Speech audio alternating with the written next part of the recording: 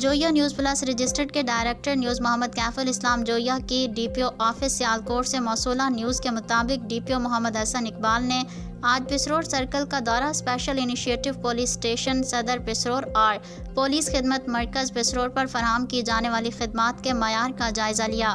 تفصیلات کے مطابق آئی جی پنجاب کے ویژن کے مطابق شہریوں کو باسہولت اور باوقار طریقے سے ایک چھت تلے تمام خدمات کے